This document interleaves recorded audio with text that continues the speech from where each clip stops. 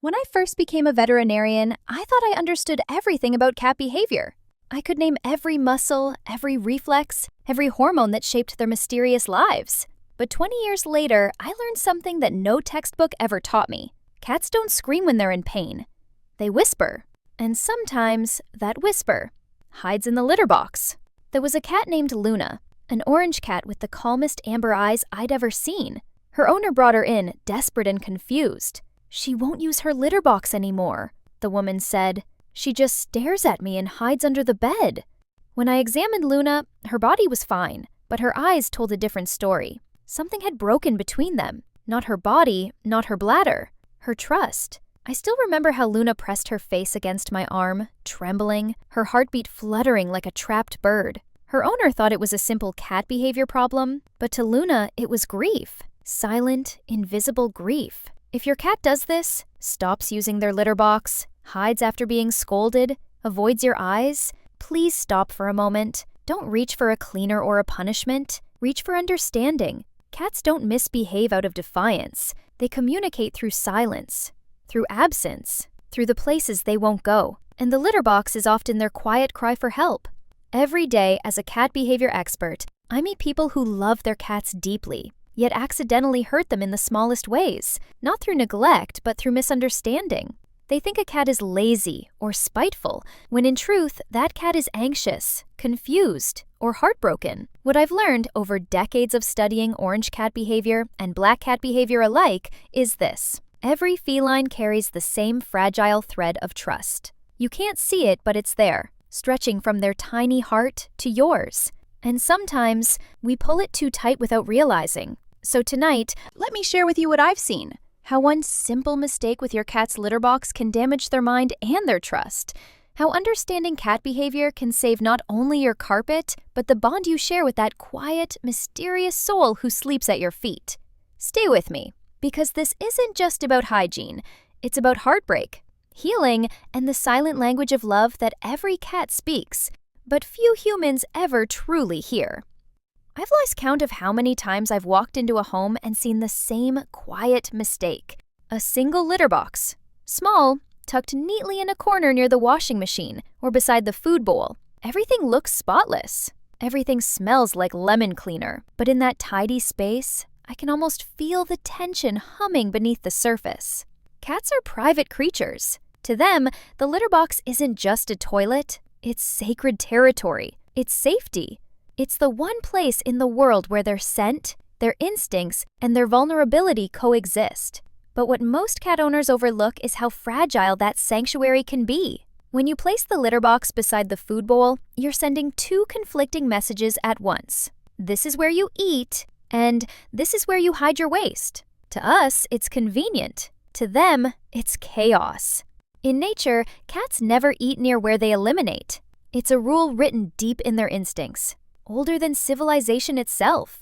And when that sacred box is too small, too dirty, or too close to noise, your cat feels something they can't explain in words. A subtle kind of betrayal. They start to associate you, their trusted human, with discomfort. The same person who once represented safety now feels unpredictable. That's how the first crack in trust begins. I've seen it happen countless times. Orange cats that once purred constantly, now sleeping under beds. Black cats that once followed their owners through every room, now staring from the shadows. People think it's just a phase or cat behavior during heat.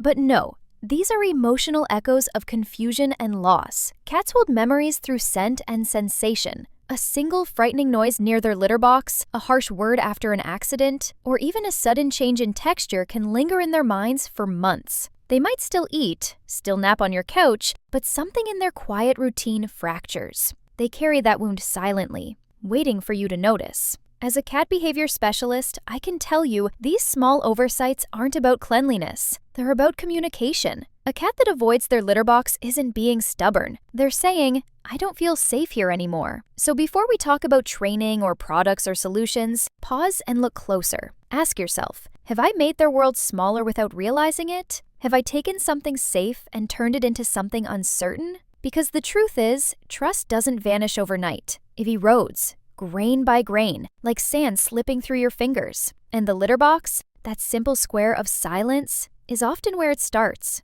When I study cat behavior, I don't just see fur, paws, and purrs. I see patterns. Ancient, deliberate, instinctive patterns carved into their DNA long before they ever met us. Understanding those instincts is how we, as caretakers, learn to protect their fragile minds. Every feline, from the regal black cat resting by your window to the orange cat lazily basking in sunlight, carries within them the ghost of their wild ancestors. Even your calm indoor baby cat still dreams of open skies, soft earth, and hidden places to bury what must be hidden. The litter box, to them, is not about convenience. It's about survival. In the wild, a cat's survival depends on two things: scent control and safety. Covering waste hides them from predators. Choosing the right spot determines whether they live another day. So when your cat enters their litter box, they aren't performing a routine chore. They're stepping into a sacred ritual that connects them to every wild cat before them. As a cat behavior expert, I've seen how even a subtle disruption in this ritual can cause deep distress. A sudden change in litter texture feels to them like the ground shifting beneath their feet. The hum of a nearby washing machine mimics the sound of danger. A closed door that traps them inside a small room during elimination can activate pure panic. These reactions aren't behavior problems. They are the echoes of evolution, responses that once kept them alive. And when those instincts are dismissed or misunderstood, the cat's nervous system reacts with stress. Elevated cortisol levels, muscle tension, and suppressed appetite follow. Eventually, that stress transforms into avoidance, aggression, or withdrawal. Scientists who specialize in feline neurology have found that cats experience stress not as loud, visible panic, but as quiet, chronic disquiet. Their hearts beat faster, their immune systems weaken, their sleep cycles distort. To them, a poorly placed litter box can feel as threatening as a predator's shadow. I've treated cats with urinary tract issues, cystitis, and anxiety that all traced back to one source: a litter box that didn't feel safe. It's humbling, really, how something we see as so small can mean everything to them. It's humbling, really, how something as small as a litter box can hold so much of a cat's heart. Every grain of sand is a story they can't tell out loud, a memory of fear, a moment of trust, a quiet hope that we'll understand. And when we finally start to see the world through their instincts, not as humans trying to fix, but as companions trying to listen, we begin to realize that what breaks them isn't noise or chaos. It's when we stop hearing the silence, because their silence isn't emptiness. It's the beginning of a language, one written long before they ever met us. In the next part, we'll go deeper into that language, into the wild memories still alive inside every cat, and how understanding them can turn anxiety into peace, and silence into trust once more.